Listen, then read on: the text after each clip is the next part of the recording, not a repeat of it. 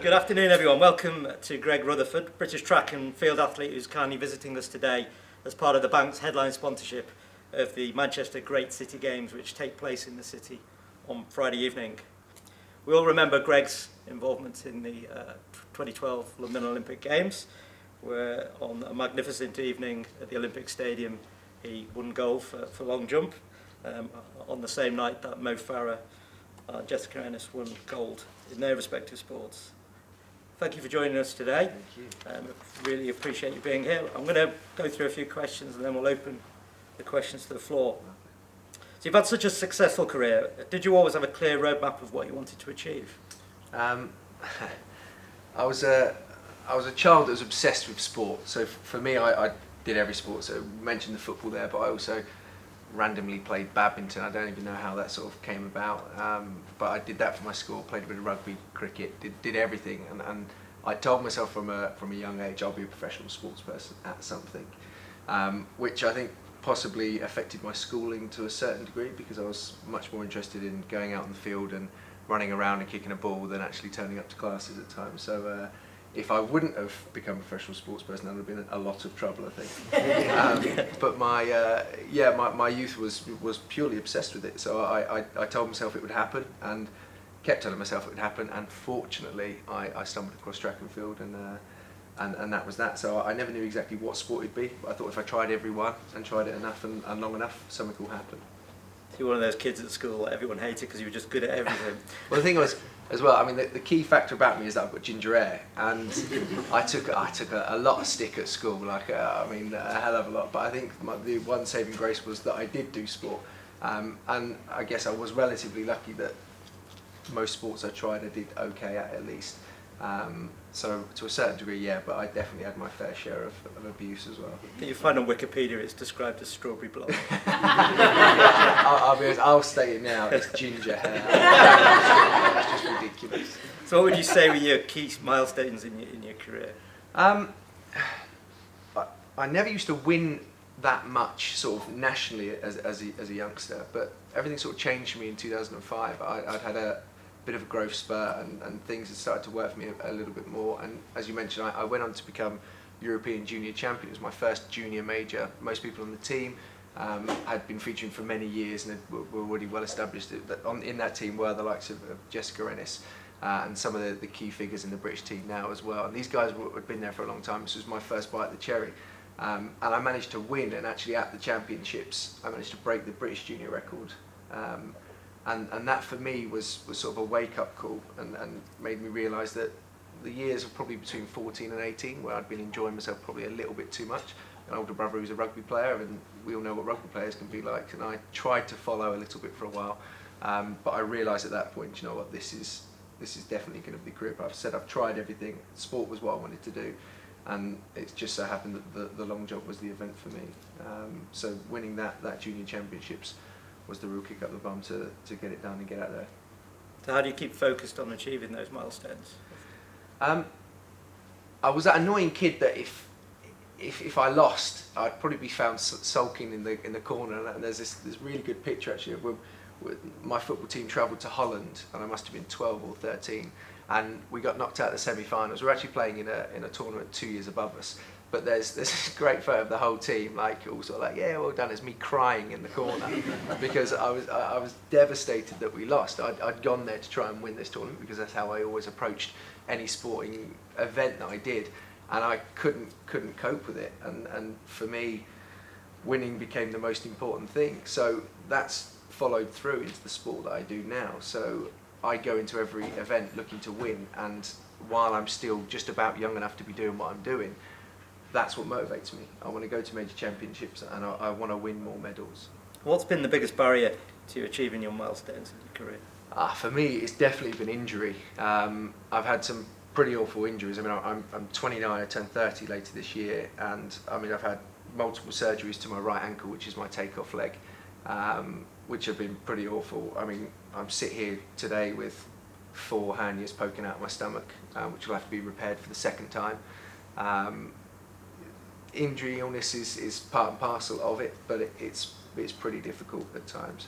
In 2008, I woke up for the final of the Olympics with tonsillitis, a kidney infection, and bronchitis. Basically, the smog in Beijing got the better of me, and I got really ill from it. Got shipped home straight after the final, after collapsing. So these things happen, and it can really impact your performance. And if it comes at the wrong time, like an Olympic final, it ruins you.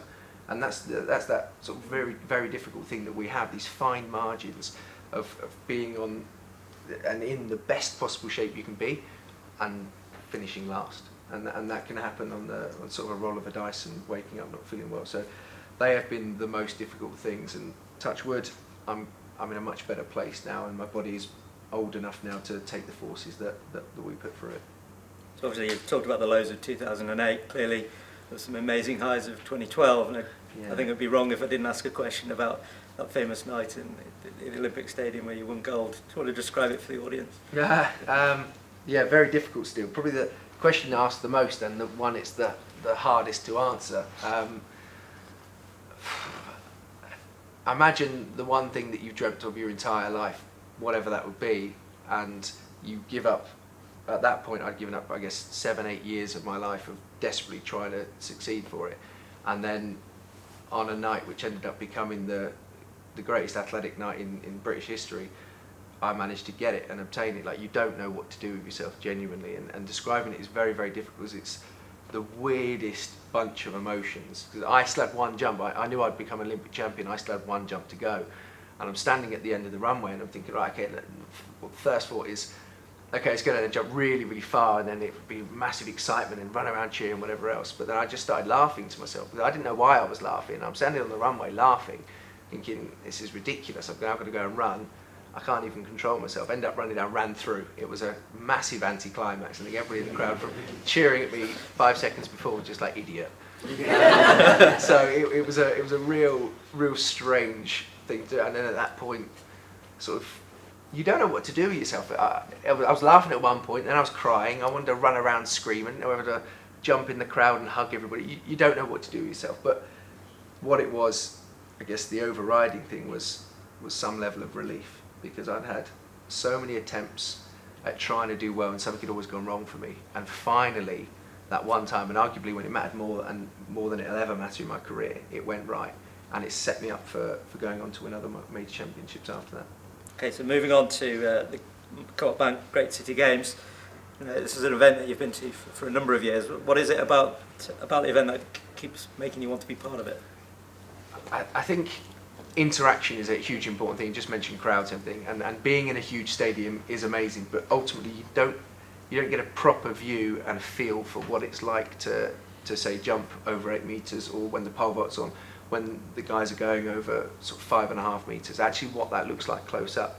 And I think it gives a different perspective to the people watching, and for us it gives a level of enjoyment because we have complete interaction with the crowd. You can have a bit of fun, there's lots of high fives generally and cheering and everything else. So it adds a different dynamic. So the athletes that are out there, generally, they're pretty good at putting fields together that enjoy each other's company a little bit. So I've got a couple of friends who are also long jumpers who will be out there, so we'll be having a lot of fun. So you get to do something which is important and serious, like competition, but in an environment which means you have a lot of fun, and that's why I love doing it. So for me, these are probably the most fun meets you can ever have. So that's why I keep coming back to enjoy it. And ultimately, athletics is in a bit of a dark place at the moment, and it's a real shame. And I see issues with people who are convicted drug cheats still out on the circuit, still doing things like that, whereas you come to competitions like this and it's pretty pure. They're pretty good with not inviting people like that, and we can have a great showcase of what is a fantastic sport, and hopefully genuinely inspire a few others, be that young or old, to get involved with a bit of activity and a bit of fitness in that way. We're going to have one more question before we open it up to the floor. It's a very corporate question. The bank has key values that we try and live and breathe to. What are your own personal values? It's a very difficult one, I guess, as well, because this sport is a very selfish sport. So a lot of my life has to revolve around what I'm doing, and that can be to the detriment of friends and family at times. But I think, touching on what we said about being a role model and everything else before, I think trying to be a good human, and actually, I want to use stronger words, but not be an idiot, and not not become so self-centered in what you do that it is purely to detriment. I mean, I'm talking about things like I have to go to sleep at certain times if I've been training hard and everything else, and that means sometimes with Milo, my son, I might leave Susie to deal with a couple of bits of balls, or I have to go overseas a lot, so I'm away. There's some people that then take that to a bit too far, and that spills out into the rest of their life when they're not training and not competing. So for me, I think just being a good person is hugely important, and taking time for others. That's how I try to lead my life, and I think that reflects when I'm competing, because I'm happier and more stable because of that. Greg, well, thank you very much for coming in today and talking to us. I think we've learned a lot today.